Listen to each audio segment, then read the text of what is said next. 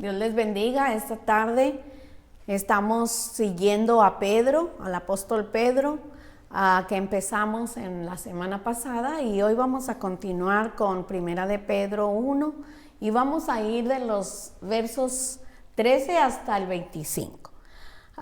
Pero quisiera leer esta parte que dice que los detractores de Jesús han crecido en gran manera y niegan no solo la existencia de Dios, pero también que Cristo haya existido. Dice que nadie postula esta situación mejor que el académico de la Universidad de Oxford, C.S. Lewis, que dice que si Jesús dijo yo soy el camino y la verdad y la vida, debió ser porque o era un loco o lunático o un engañador, o quizá era porque realmente él era quien él decía que era. La cuestión es que el creyente sí cree voluntariamente en Jesús y tiene esa opción de decir, yo creo la opción que Él mismo dio, que Él es el camino, la verdad y la vida, y eso vuelve a Cristo al centro de nuestros corazones y existencia, y vivimos para la gloria de Dios. Así que Primera de Pedro revela una verdad fascinante para los seguidores de Cristo.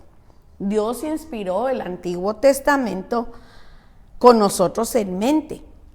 Ni los profetas ni los ángeles de Dios podían entender la simpleza del Evangelio de Cristo. Qué hermoso eso, hermanos, porque ya no tenemos nosotros que hacer tanta cosa que hacían los antiguos para agradar a Dios. No teníamos que estar criando un corderito para que cuando tuviese un año llevarlo al templo, sacrificarlo y estar cuidando nuestra pureza en nuestra vida. Pero a Dios le agradó que Jesucristo viniera, como dice Gálatas, cuando fue el tiempo. Dios envió a su Hijo, nacido de mujer y nacido bajo la ley. Y eso era un plan perfecto, porque tenía que nacer bajo la ley para terminar con los haz esto y haz el otro y no hagas más allá. Porque Dios sabía que el pueblo se santificaba un día para pecar al otro. Y es algo que el Señor definitivamente no quería sufrir más. Así que Él envió a Jesús y damos gracias a Dios porque Él determinó que a nosotros nos alcanzaran los fines de los siglos, como dice Pedro también. Vamos a leer Primera de Pedro 1 del 13 al 16. Por tanto, ceñid los lomos de vuestro entendimiento. Sed sobrios y esperad por completo en la gracia que se os traerá cuando Jesucristo sea manifestado. Como hijos obedientes, no os conforméis a los deseos que antes tenías, estando en vuestra ignorancia, sino como aquel que os llamó es santo, sed también vosotros santo en toda vuestra manera de vivir, porque escrito está, sed santos, porque yo soy santo.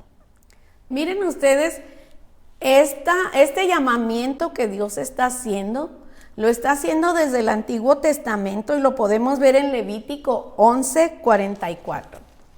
Dice así, porque yo soy Jehová vuestro Dios, vosotros por tanto os santificaréis y seréis santos, porque yo soy santo. Así que no contaminéis vuestras personas con ningún animal que se arrastre sobre la tierra. Vean esto lo escribió Moisés en el Éxodo también, pero lo vemos en Levítico y lo podemos volver a ver en Mateo 5:48. También Jesús dice que Dios exige santidad. Sed santos porque yo soy santo, dice el Señor. El cristiano debe vivir con gracia y santidad, no de conformidad con el mundo.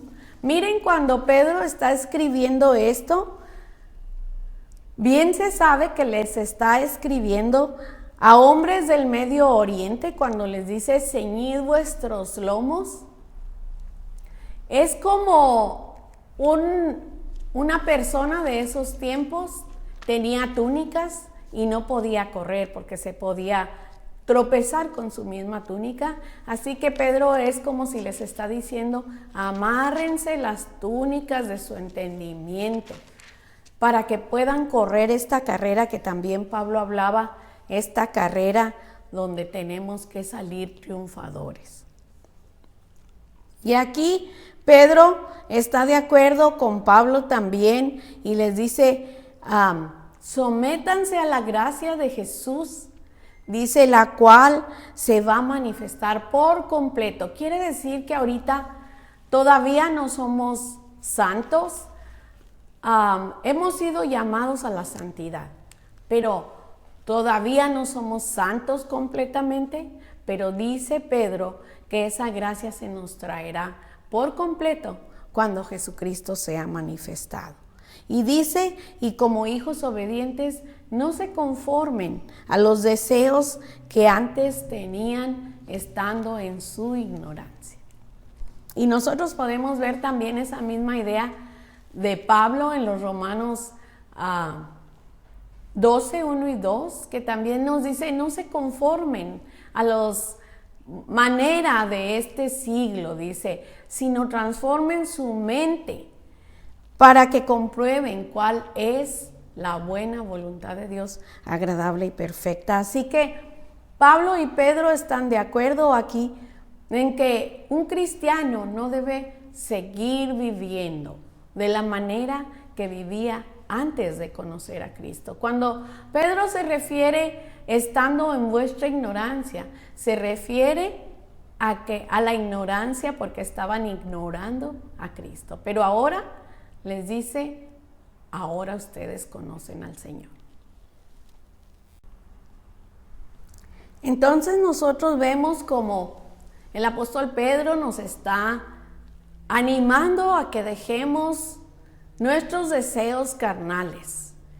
A veces, hermanos, no solo es lujuria, pero también deseo de tener dinero, quizá deseo de tener el carro que el vecino tiene, o siempre estar pensando egoístamente que queremos tener sin pensar qué necesita nuestra familia, o sin pensar que quizá nosotros no podemos tener ese carro y que lo único que podemos tener es lo necesario y que nosotros deberíamos estar conformes con tener lo necesario. Quizá un carrito que nos mueva a donde necesitamos ir y no precisamente un carro de lujo, porque también eso viene a ser deseos carnales, deseos de nuestra mente, cuando podríamos estar seguros de que tenemos una casa mucho mejor que el millonario más millonario que hayamos oído en este mundo. Es más, hermano, dice que Salomón fue más rico que ningún hombre que haya existido sobre la tierra. Pues nosotros vamos a heredar una mansión que no se compara ni en un centímetro a lo que tuvo Salomón. Entonces deberíamos estar felices de que somos millonarios. Vean eso que nos dice Pedro, y Pedro nos está incitando a que vayamos al Antiguo Testamento y veamos por qué la santidad era algo que Dios quería en su pueblo y tenía mucha importancia en todos los aspectos de la vida. Incluso les decía, no corten su pelo, no se vistan así, no coman esto. Quiere decir que Dios quería que fueran santos en toda la manera de vivir, como dice, sean santos porque yo soy santo, que lo leyó ahorita el pastor. Ahora veamos esta parte que Pedro nos sigue hablando en Primera de Pedro 1, 17 al 21. Dice, y si invocáis por Padre aquel que sin acepción de personas juzga según la obra de cada uno, conducíos en temor en todo el tiempo de vuestra peregrinación, sabiendo que fuiste rescatados de vuestra vana manera de vivir, la cual recibiste de vuestros padres, no con cosas corruptibles como oro o plata, sino con la preciosa sangre de Cristo, como de un cordero sin mancha y sin contaminación, ya destinado desde antes de la fundación del mundo, pero manifestado en los postreros tiempos por amor de vosotros, y mediante el cual creéis en Dios, quien le resucitó de los muertos y le ha dado gloria, para que vuestra fe y esperanza sean en Dios. Entonces aquí el apóstol Pedro nos está diciendo que debemos conducirnos todo el tiempo de nuestra peregrinación, y aquí voy a hacer un alto, porque quiere decir que Pedro les estaba escribiendo a los hombres y mujeres de su tiempo, y nos está escribiendo ahora a nosotros. Somos peregrinos, porque si no, él no dijera esta palabra, y esto habla de que el mundo no es nuestro destino. Si el mundo va a perecer, si va a ser deshecho con fuego, nosotros no deberíamos tener temor de eso, porque nosotros nos dirigimos a un lugar que está fuera de este mundo. Así que cuando le digan que usted parece un extraterrestre, usted diga, soy extraterrestre, porque mi hogar está más allá de las estrellas. Amén, aleluya, y gracias a Cristo Jesús. Y miren ustedes que mientras llegamos allá, Pedro nos está animando a que nos conduzcamos, dice, todo el tiempo olvidando nuestra manera de vivir, que era vana, era vanidad. Y nosotros, dice que mientras llegamos allá, debemos tener el temor de Dios en nuestros corazones, no como si Dios fuera un tirano que está sobre nosotros, sino por amor, obedeciéndolo a Él por amor. Y también debemos recordar que vivimos de acuerdo a los valores bíblicos. Eso quiere decir no conforme a este mundo. También aquí dice que las personas que han recibido a Cristo deben estar seguros de que le recibieron y recibieron a un Señor resucitado. Y eso es como decir un boleto totalmente pagado. No se compró a crédito, hermanos. Está totalmente pagado. Y Pedro les recuerda a los creyentes que fueron redimidos por un precio muy alto. La sangre preciosa de Cristo, como un cordero sin mancha y sin contaminación. Cuando vemos esto, volvemos a entender que les está hablando a hombres que conocían la ley. Y podemos recordar cómo el pueblo de Israel salió de Egipto por medio de la sangre de un cordero untada en los dinteles de la puerta. Ahora nosotros somos libres por medio de la sangre de un cordero que quita el pecado del mundo. Así que nosotros vemos aquí a Pedro, como leímos en la semana pasada, fuimos rescatados de nuestra vana manera de vivir y escogidos según la presencia de Dios. Quiere decir según el previo conocimiento. Y esto habla también de la omnisciencia de Dios. Miren ustedes aquí, Dios sabía lo que sucedería a través de los siglos, y Él había puesto en sus planes a su único Hijo para venir a rescatarnos de la contaminación del mundo que el mismo hombre ha creado. Y no nos referimos a contaminación ambiental, que también es, pero a contaminación de pecado. Lamentablemente, no podemos dejar de hablar del pecado, porque si queremos volvernos a un Dios santo, tenemos que buscar la manera de ser santificados, y podemos serlo si venimos a Cristo, porque dice que fuimos comprados no con cosas corruptibles como oro o plata, pero con la sangre preciosa de Jesucristo.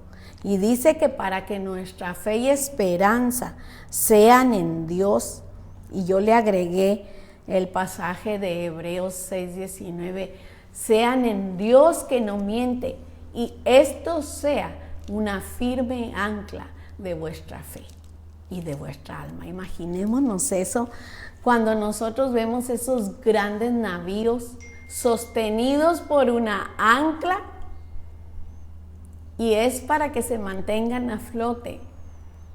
Y ahora nosotros tan pequeños, pero tenemos una firme ancla que nos mantiene a flote, agarrados de Dios.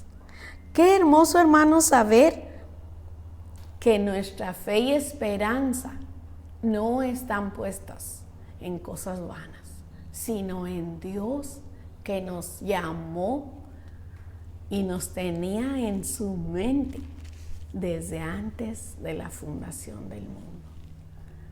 Híjole, esto, hermanos, da una importancia a nuestra vida tan grande.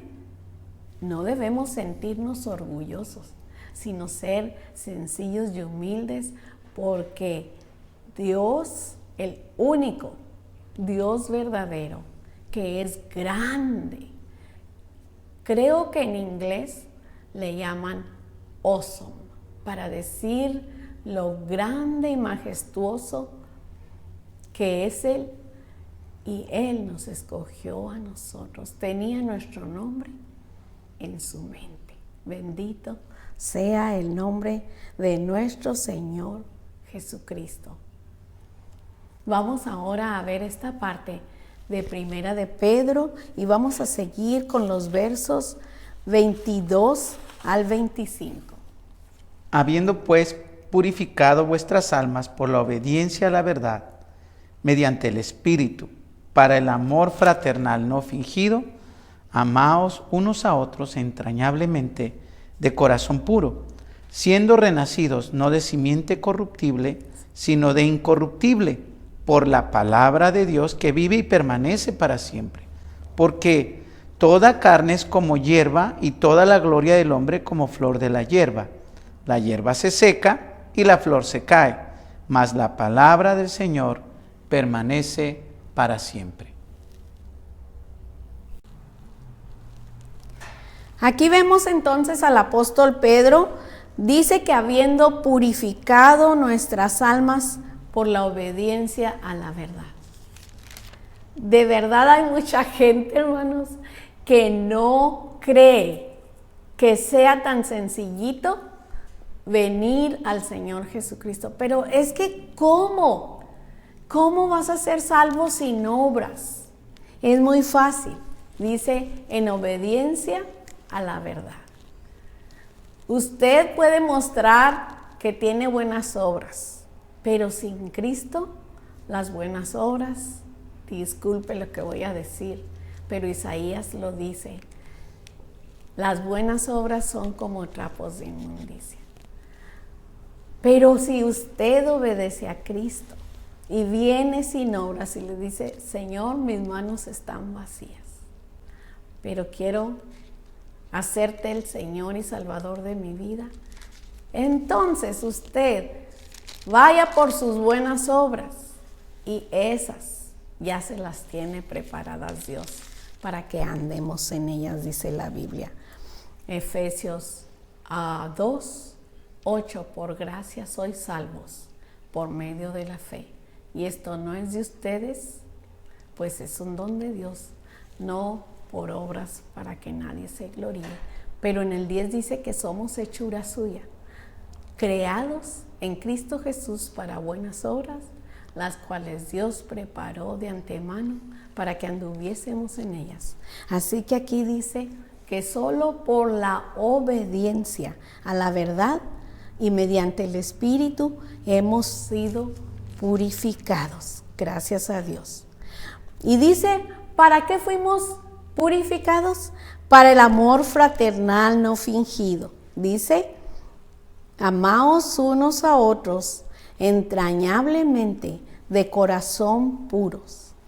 Miren ustedes que esto se manifiesta en nosotros. El mismo Señor Jesús dijo, ellos van a reconocer que ustedes son mis discípulos si tuvieren amor unos por otros. Y aquí Pedro también lo está diciendo, ámense entrañablemente de corazón puro, dice. El evangelio no es religión. El evangelio es normas prácticas para la vida. Y para la vida que no se parece para nada a la vida del mundo. Dice también aquí, quizá esos creyentes habían perdido su lugar en la sociedad. Recordamos el domingo pasado, dijimos que habían sido expatriados, pero ellos tenían ahora un lugar celestial que permanece para siempre, como también la palabra de Dios, porque dice que fuimos renacidos no de simiente corruptible. Nuestra vida se corrompe, por eso es que envejecemos y morimos. Pero dice, pero hemos sido renacidos de simiente incorruptible por la palabra de Dios, que vive y permanece para siempre. Y esa misma idea se la dio Jesús a Nicodemo, diciéndole, si no nacieres de nuevo del agua y del Espíritu, no puedes ver el reino de Dios. Y el agua supone aquí la palabra de Dios.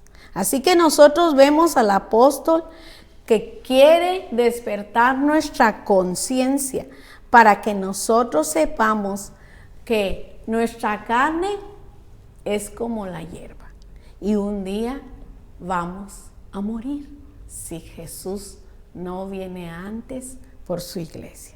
Pero miren ustedes, nosotros debemos andar en santa y piadosa manera de vivir, y va a haber tiempos de pruebas, hermanos. Pero dice, consuélense unos a otros, dice. Ustedes que han sido renacidos de simiente incorruptible, estén juntos, estén siempre unos para otros, para consolarse. El apóstol Pedro también establece aquí una relación directa cuando dice la simiente incorruptible, también se refiere a la palabra de Dios. Y nosotros podemos ver en los versos 24 y 25 a Pedro citando a Isaías 46 y 8, que dice que la hierba se seca y la flor se cae, mas la palabra de Dios, el Dios nuestro, permanece para siempre.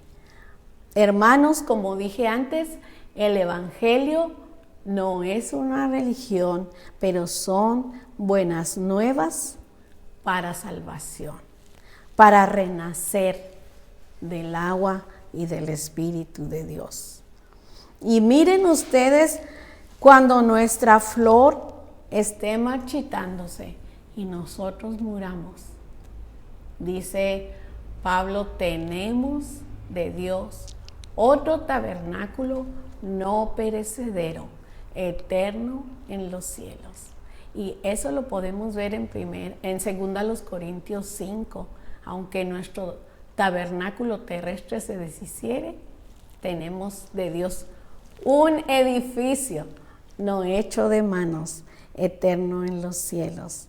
Así que tenemos la seguridad de que si la palabra permanece para siempre y nosotros hemos sido renacidos por la palabra de Dios, entonces vamos a permanecer para siempre también. Nuestro cuerpo podrá morir, pero nuestra alma permanece para siempre. Y esta es la expresión de nuestra esperanza, ¿Y cómo lo podemos manifestar? Viviendo santamente. El Señor les bendiga.